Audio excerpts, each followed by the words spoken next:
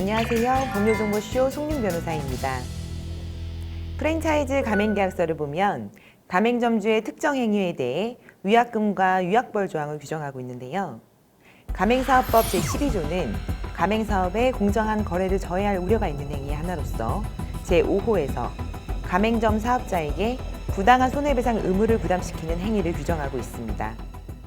또한 가맹계약서는 약관법상 불특정 다수와의 계약에 이용되는 서류로서 약관에도 해당이 되는데요.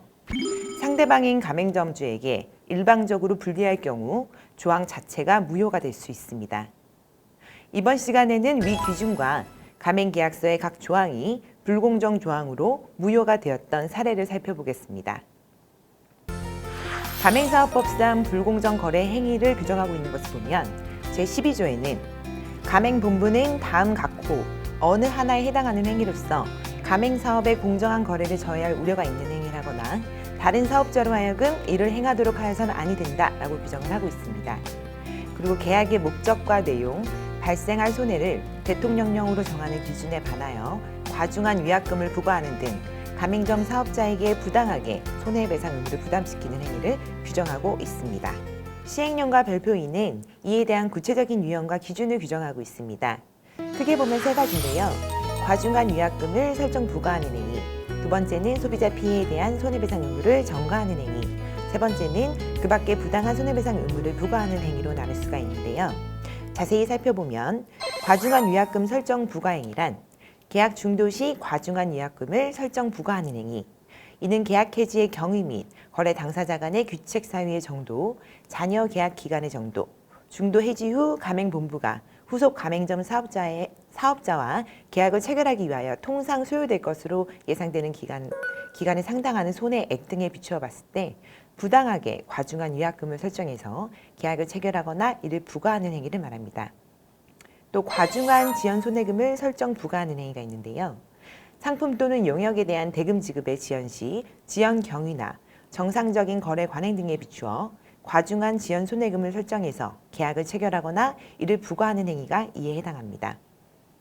소비자 피해에 대한 손해배상 의무를 전가하는 행위란 가맹본부가 가맹점 사업자에게 공급한 물품의 원시적 하자 등으로 소비자 피해가 발생한 경우까지 부당하게 가맹점 사업자가 손해배상 의무를 모두 부담하도록 계약을 체결하는 것을 말합니다. 그 밖에 부당한 손해배상 의무 부과액이란 상기에 준하는 경우로서 가맹점 사업자에게 부당하게 손해배상 의무를 부담하도록 하거나 가맹본부가 부담해야 할 손해배상 의무를 가맹점 사업자에게 전가하는 행위를 말합니다. 그럼 실제 어떠한 경우에 부당한 손해배상 의무 부과에 해당이 돼서 계약서상에 해당 조항이 무효가 되는지, 약관법이 적용돼서 다수의 조항이 무효화가 되었던 BBQ 가맹계약서 사례를 살펴보겠습니다. 2009년에 신결했는데요. BBQ의 가맹계약서는 대부분의 계약 조항이 불공정 계약이다라고 해서 무효가 된 만큼 이번 시간에는 주요 핵심적인 내용만 간추려 봤습니다.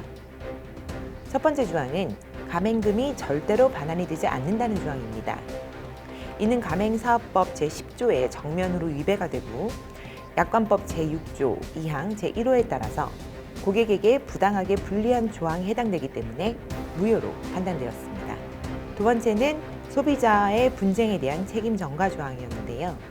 소비자와의 분쟁의 원인이 무엇이든지 이를 가맹점 사업자가 책임을 지도록 규정을 하고 있었습니다.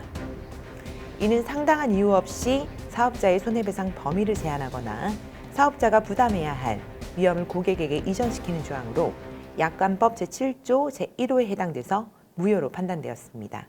세 번째는 광고비 산정 기준 조항이었는데요.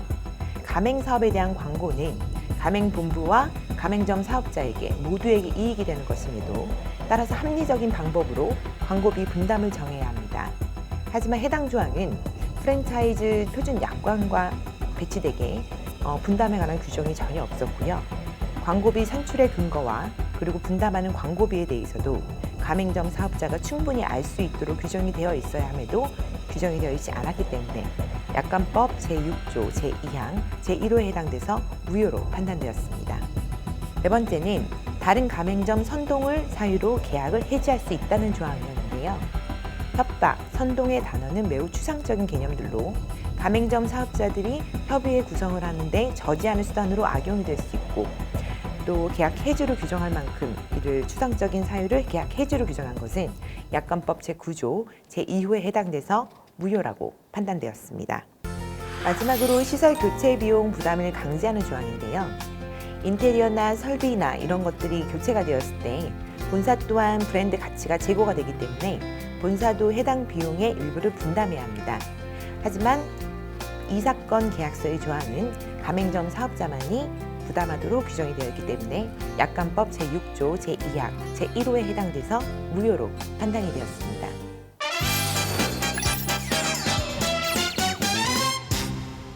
이번 주제 가맹사업법 부당한 손해배상 의무 부과 행위의 키포인트는요.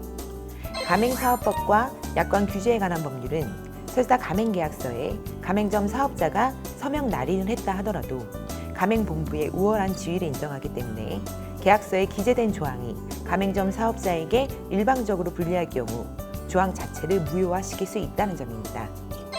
특히 부당한 약정 해지 사유, 범위나 의미가 모호한 조항, 부당하게 가맹점주에게 과도한 손해배상 의무를 부과시키는 조항이 그 예가 될 수 있습니다. 지금까지 법률정보쇼 송윤 변호사였습니다. 감사합니다.